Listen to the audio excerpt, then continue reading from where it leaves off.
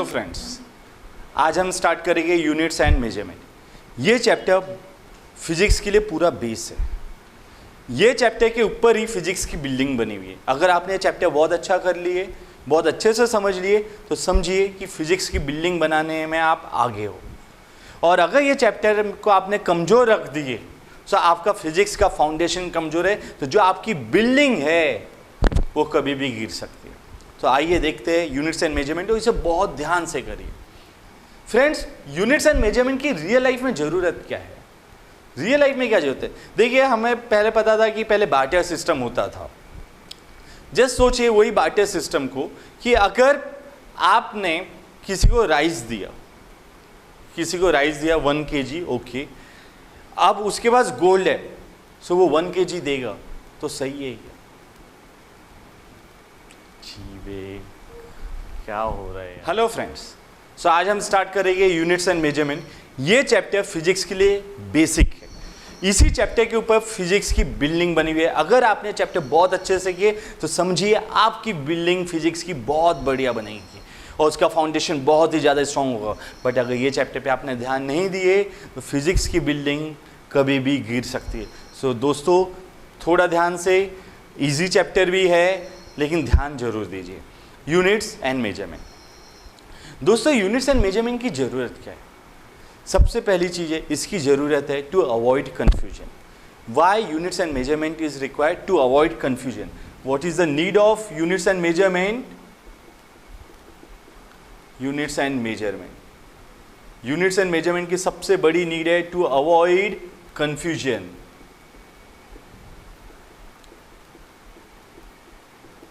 To avoid confusion,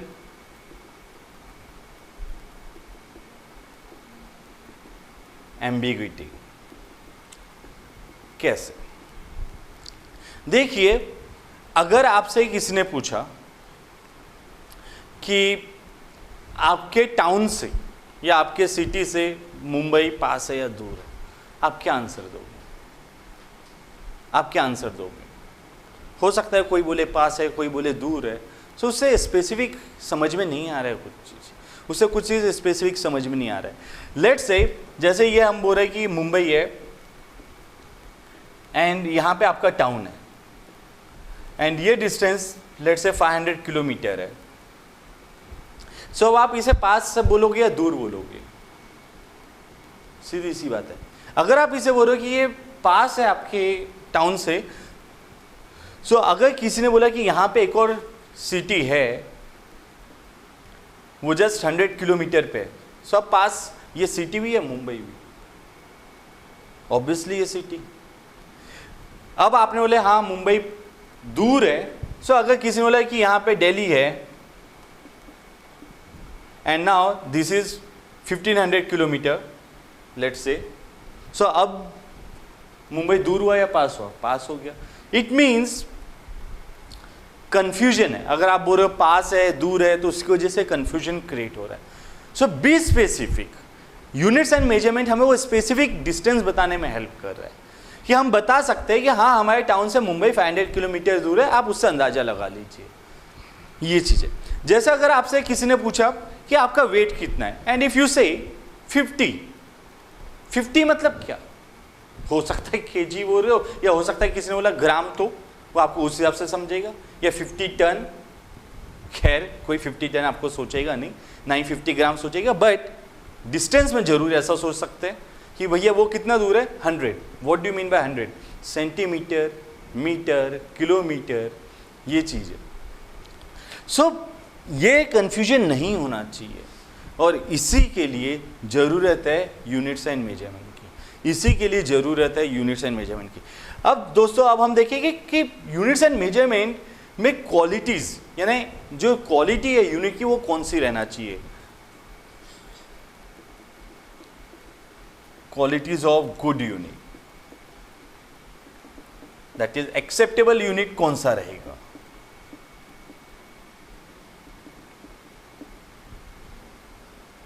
पहला, कि इसमें कोई कंफ्यूजन तो नहीं होना चाहिए and it should be reproducible.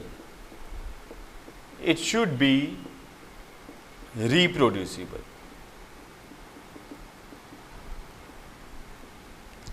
ना रिप्रोड्यूसिबल मतलब क्या हुआ? देखिए, हमने देखा है बहुत बार हमारे एरिया में, मतलब जहाँ वेइंग मशीन नहीं है प्रॉपरली या प्रॉपर वेट नहीं है, या इवन हमने हमारे फैमिली में देखा है कि हम वेट कैसे करते हैं, जैसे अंदाज़ा, सब कुछ अंदाज़ा में चलता है, जुगाड़ टेक्नोलॉजी है हमारे इंडिया में, सब कुछ अंदाजे में चलता है। जैसे आप किचन में देख रहे कुछ डिश बनाना है तो आप अंदाज़ा से ले लेते 2 चम्मच, अब हो सकता है दोनों चम्मच अलग हो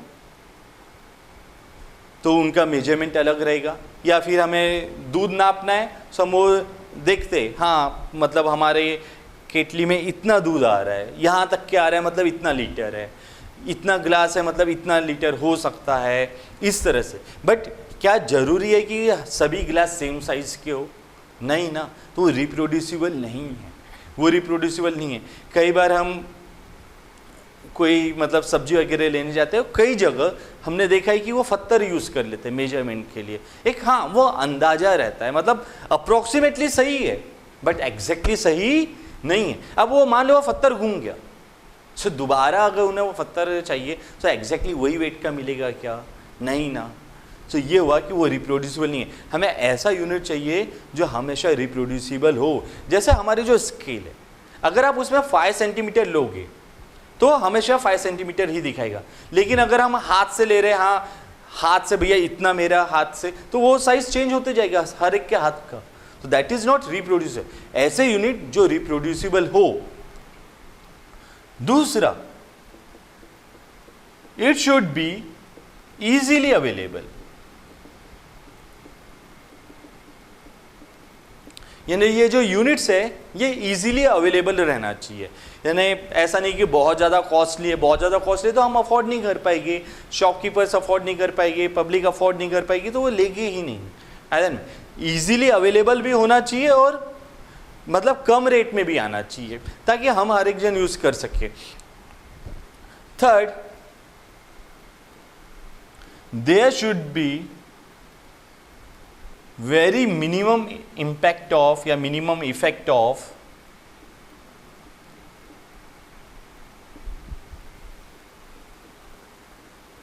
change in temperature, or we can say environmental condition.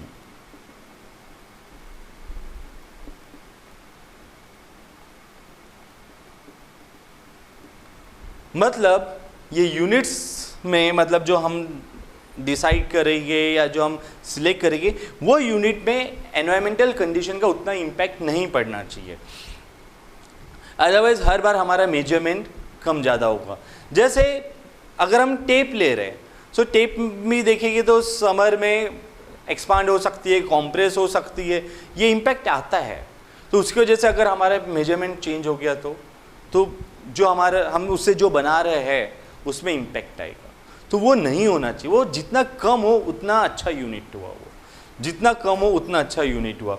जैसे आप वेइंग मशीन देख रहे थे, आप नोट करना ज्वेलर्स के पास वो जो वेइंग मशीन रहता है वो एक कांच के इसमें रहेगा, एक ग्लास के अंदर रहता है, ताकि वहाँ पे मतलब एयर प्रेशर का कोई ज़्यादा इम्पैक्ट ना पड़े, इसलिए वो ग्लास के अंदर रखा जाता है। बट अगर आप वही ग्रोसरी शॉप्स में देखोगे तो वो एक नॉर्मल वे में रहता है कि यहाँ उन्हें कोई बड़ा इम्पैक्ट नहीं पड़ता, वहाँ पे 5 to 10 ग्राम का कोई इम्पैक्ट नहीं पड़ेगा, बट ज्वेलर्स में इवन मिलीग्राम्स का इम्पैक्ट पड़ता है। सो हमें ऐसा यूनिट चाहिए जहाँ पे टेम्परेचर का इम्पैक्ट ना हो या एनवायरमेंटल का ज़्यादा इफेक्ट ना पड़े। सो हमने ये देख लिया कि हमें नीड क्यों है यूनिट्स की, कि कन्फ्यूजन एम्बिग्यूटी हटाने के लिए, और अच्छे यूनिट्स कौन है जिसमें जो रिप्रोड्यूसिबल है, इजीली अवेलेबल है और एनवायरमेंट इफेक्ट नहीं होता है। ओके, अब हम दोस्तों इसमें देखेंगे ये चैप्टर में सिस्टम ऑफ यूनिट्स कि हम कौन कौन से यानी सिस्टम फॉलो करते हैं। System of units,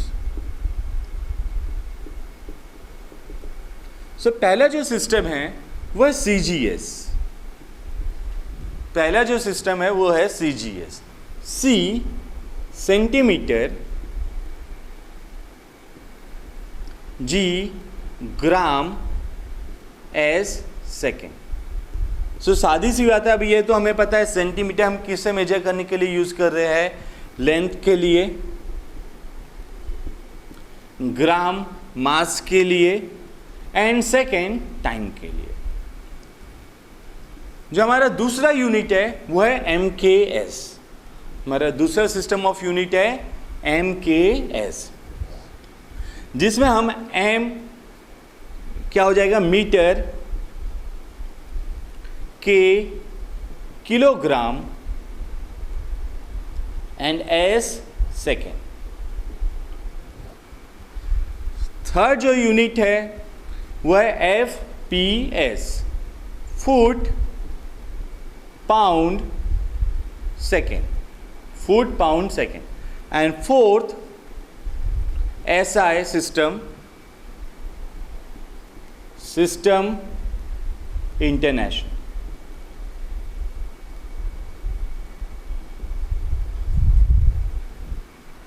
so friend, ये चार सिस्टम ऑफ यूनिट्स है, लेकिन ये चार में हमारा ज़्यादा फोकस रहेगा MKS एंड SI में। हाँ, CGS भी हम यूज़ करें, बट FPS हम हमारे इसमें यूज़ नहीं कर रहे। हमारा मेन फोकस जो रहेगा वो है SI इस सिस्टम इंटरनेशनल में।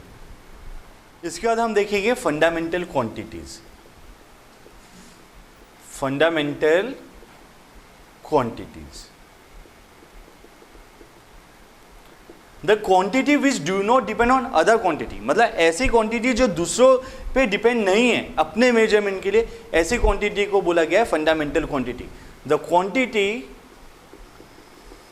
Which do not depend on, which do not depend on other quantity, which do not depend on other quantity for their measurement,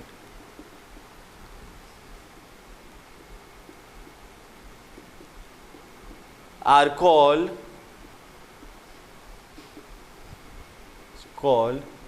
fundamental quantity. मतलब ऐसी क्वांटिटी जो दूसरों पे डिपेंड नहीं है अपने मेजरमेंट के लिए, इन्हें क्या बोला गया है, फंडामेंटल क्वांटिटी। और फिर यहां पे आएगा fundamental units. Fundamental units,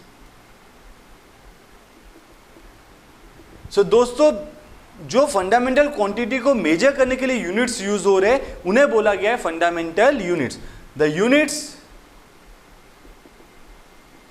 used for the measurement of, the units used for the measurement of fundamental quantity, fundamental quantity are called fundamental units। ऐसे यूनिट जो फंडामेंटल क्वांटिटी को मेजर करने के लिए यूज हो रहे हैं उन्हें क्या बोला गया दोस्तों, फंडामेंटल यूनिट्स। और फंडामेंटल क्वांटिटी क्या है, ऐसी क्वांटिटी जो दूसरों पे डिपेंड नहीं है मेजरमेंट के लिए, उन्हें बोला गया है फंडामेंटल क्वांटिटी। फ्रेंड्स, ये याद रखना कि 7 फंडामेंटल क्वांटिटी दी हुई है हमें। There are 7 fundamental quantities, there are 7 fundamental quantities. और ये 7 फंडामेंटल क्वांटिटीज कौन सी है, आमलेट। ये 7 फंडामेंटल क्वांटिटीज कौन सी है, आमलेट।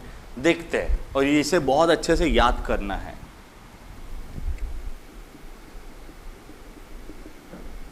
क्वांटिटी एंड अब हम उनका यूनिट्स भी देखेंगे।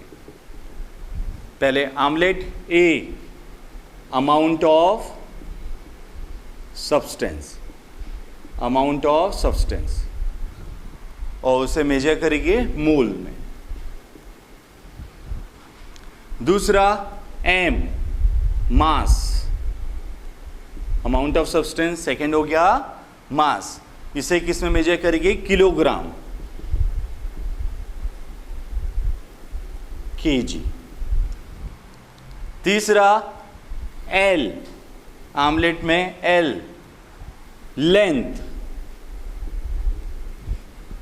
यूनिट मीटर में मेजर करेंगे, M. Luminous intensity, luminous intensity, candela, CD। So अब आम तो हो गया, अभी लेट भी होना। E, electric current, electric current, अब इसका यूनिट एम्पियर। टाइम सेकेंड, और टेम्परेचर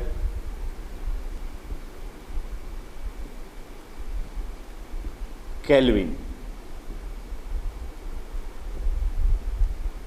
सो दोस्तों ये 7 फंडामेंटल क्वांटिटी है और उनके 7 फंडामेंटल यूनिट्स है जो हमें याद रहना चाहिए। Amount of substance, mass, length, luminous intensity, electric current, time, temperature. और इसे हम ये निमोनिक्स की तरह याद कर सकते हैं, आमलेट जैसा।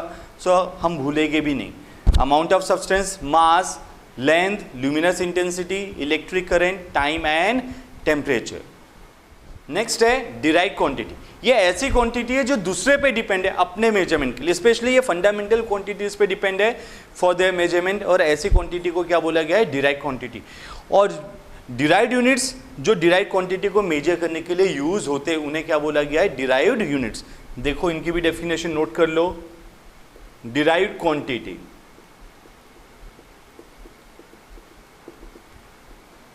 the quantities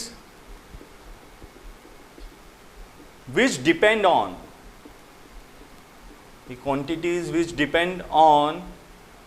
other quantities for their measurement,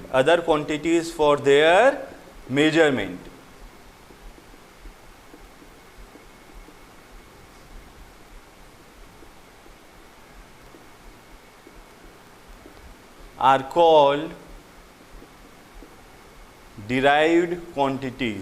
called derived quantities, और इसमें फिर derived units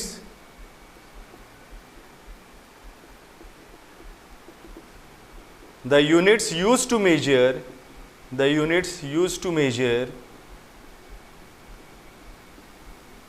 derived quantities, ऐसे यूनिट जो derived quantity को मेजर करने के लिए यूज हो रहे हैं उन्हें क्या बोला गया है? Derived units are called derived units. जैसे हम देखते हैं कुछ एग्जांपल्स। डिराइव्ड क्वांटिटी, अगर उसका कोई फॉर्मूला है तो, एंड देन यूनिट्स। पहला displacement.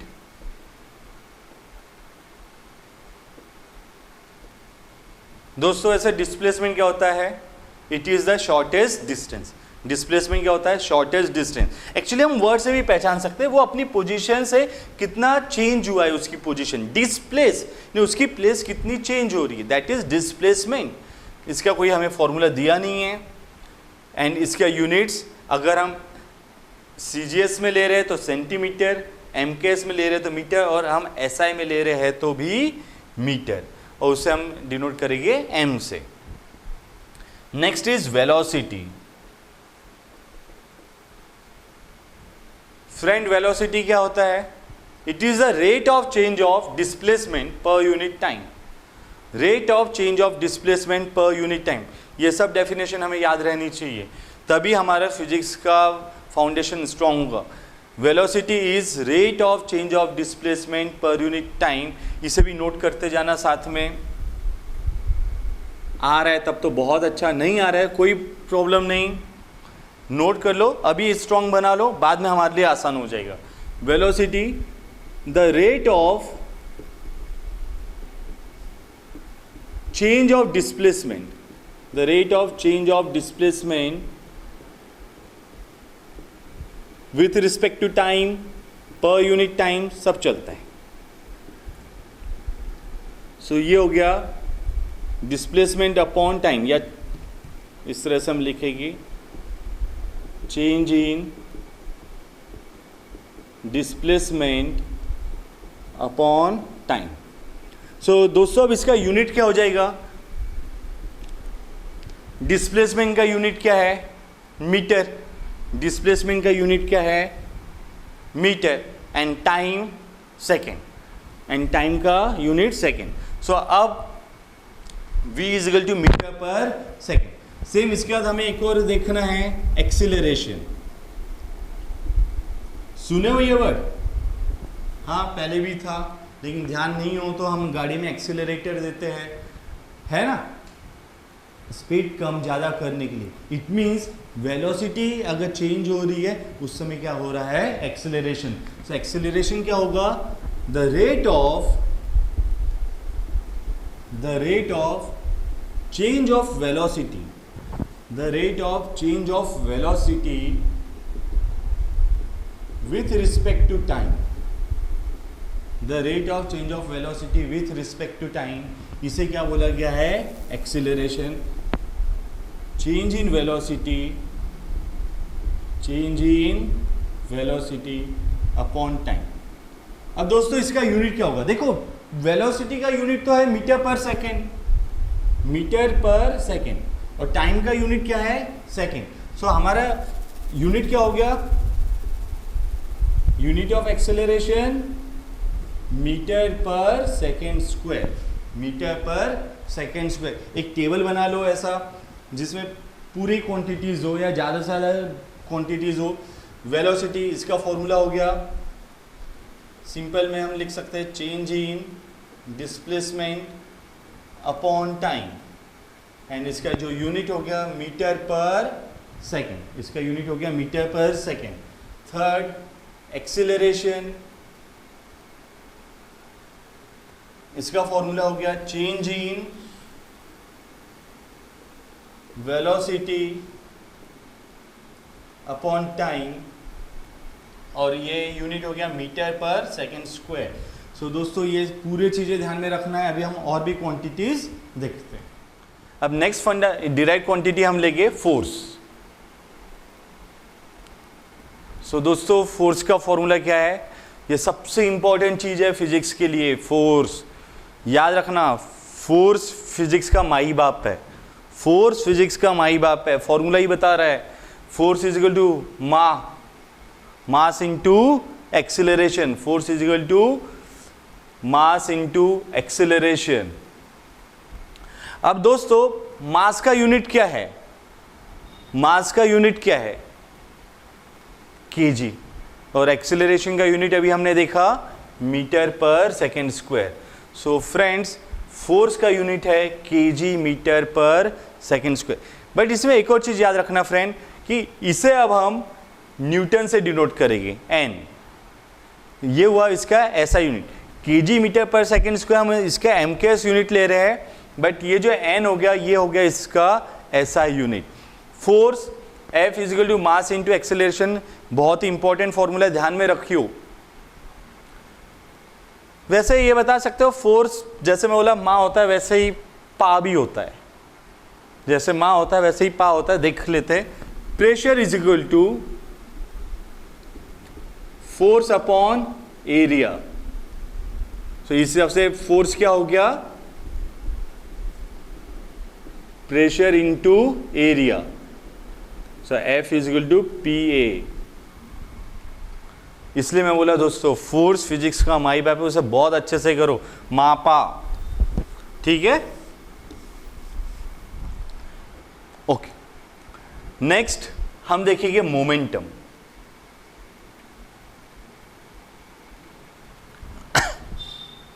Denoted by P and this is mv, denoted by P, this is mv। m का यूनिट kg एंड v का यूनिट हुआ मीटर पर सेकेंड। अगर सिंपल सी डेफिनेशन चाहिए मोमेंटम की, it is the product of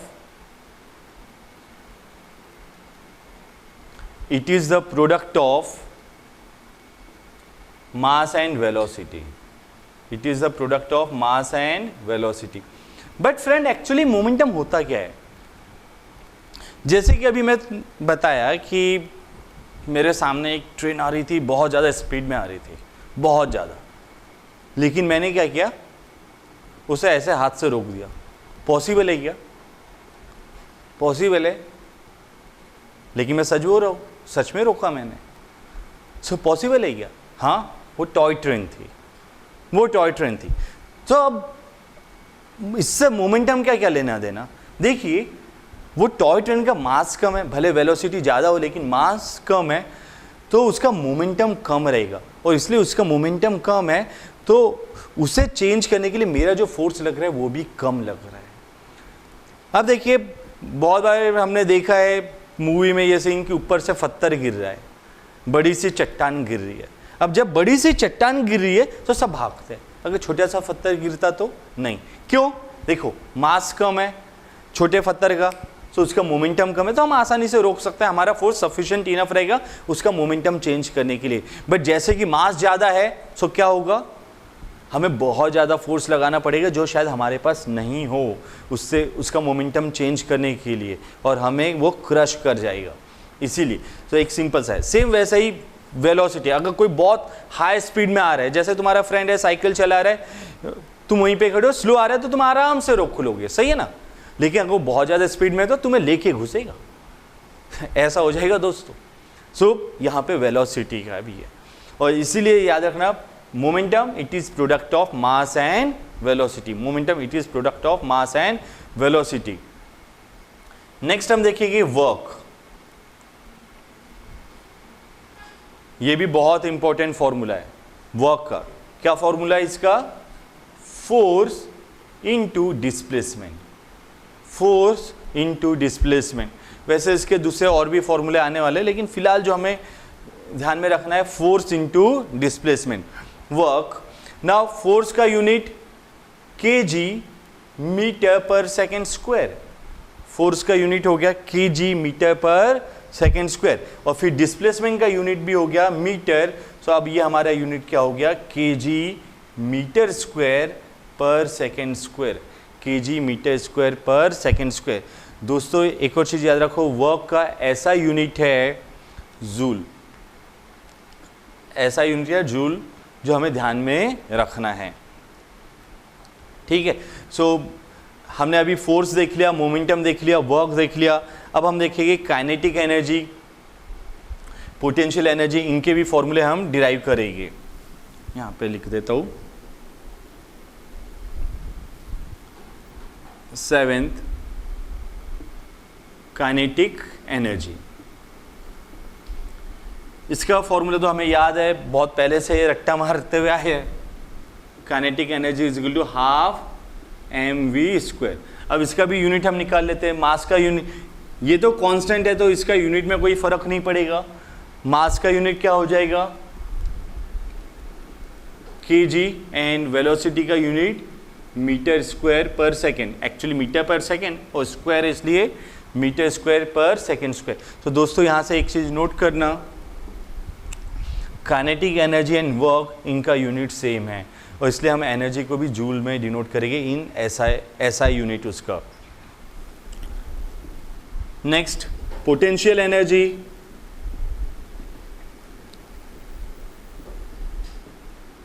ये formula भी हमने देखा था पहले ही, mgh। Now m mass, so इसका तो यूनिट हो गया kg। What is g?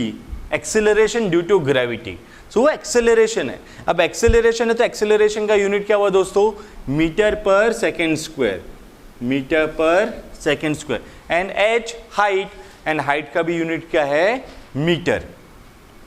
सो ये भी वही बनने वाला है, KG metre square per second square, KG metre square per second square. Next हम देखते हैं प्रेशर। इसका फॉर्मूला भी हमने देखे, pressure is equal to force upon area, pressure is equal to force upon area.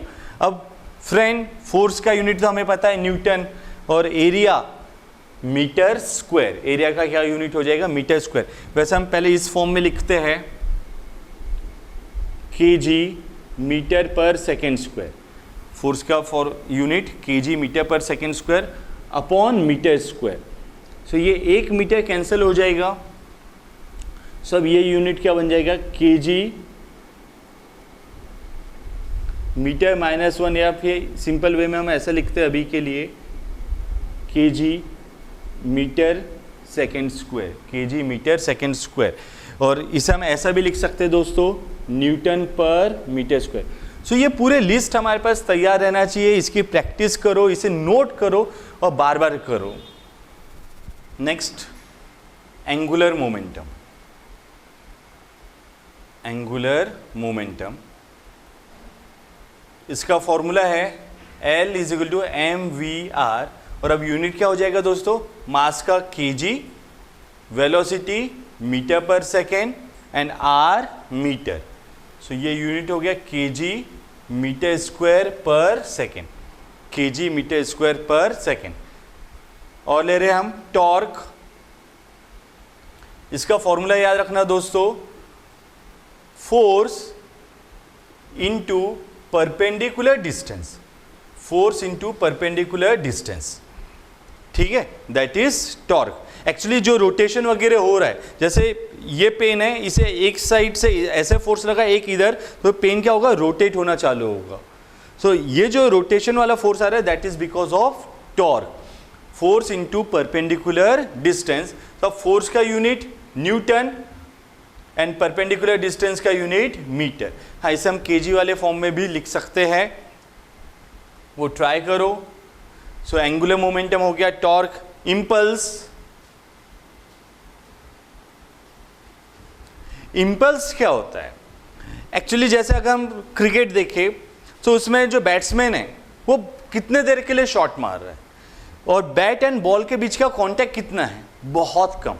और उतने ये जो है large amount of force for very small amount of time, वो चीज हुआ उसका impulse. Force into time, impulse is equal to force into time. So ये क्या हो जाएगा, न्यूटन सेकेंड, इसका यूनिट क्या हो जाएगा, न्यूटन सेकेंड। नेक्स्ट हम ले रहे हैं stress, it is internal restoring force, internal restoring force upon area. और फिर इसका यूनिट क्या हो गया, फोर्स का तो हमें पता है न्यूटन, और एरिया का newton per metre square. So newton per metre square. Friend, कई बार इसमें ऑब्जेक्टिव क्वेश्चन आता है, which of the following have same units. So अभी जैसे हमने देखा work, energy, torque have same units, ये ध्यान में रखना। वर्क, एनर्जी, टॉर्क, इनका यूनिट सेम है, क्या है, newton metre, newton metre. Same ऐसे ही pressure and stress have same units, क्या है, newton per metre square, Newton per metre square. दोस्तों